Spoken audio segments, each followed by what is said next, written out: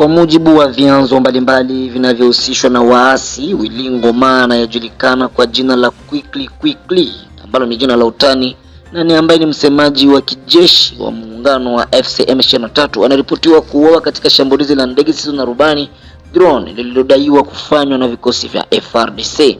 Kulingana na ripoti hizo, Ngoma alifariki takriban saa 3 asubuhi wakati wa mapigano makali kati ya FARDC wakiwa wamesaidiana na wanajeshi wa wazalendo dhidi ya waasi AFC M23. Mapambano yameripotiwa katika eneo la Rubaya, takriban kilomita 100 kutoka Goma, katika wilaya Masisi, Kivu Kaskazini. Eneo hili ni la kimkakati kutokana na uwepo wa mgodi wa Rubaya maarufu kwa umuhimu wake wa kiuchumi na madini.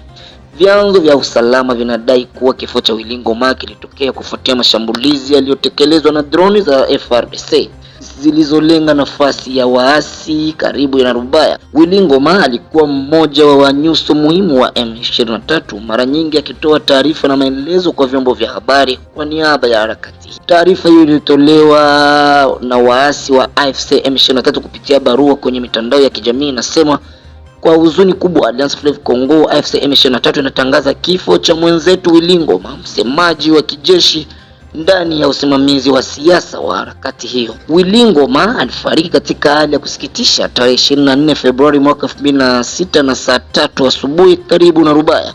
AFC M23 inataka jamii ya kitaifa na kimataifa kushuhudia udhaifu ulio wazi wa utawala wa Kinshasa, kuzingatia mkataba wake ikiwa ni pamoja na makubaliano ya Doha. Shirika pia linaeleza rambirambi zake za dhati kwa jamii ya mapambano ya kidemokrasia ya Kongo na familia ya kibiolojia ya Willy Ngoma ambaye alitumia pia maisha yake yote kwa kuhamasisha kazi za kijamii na mshikamano. Andikwa Goma tarehe 24 Februari mwaka 2026.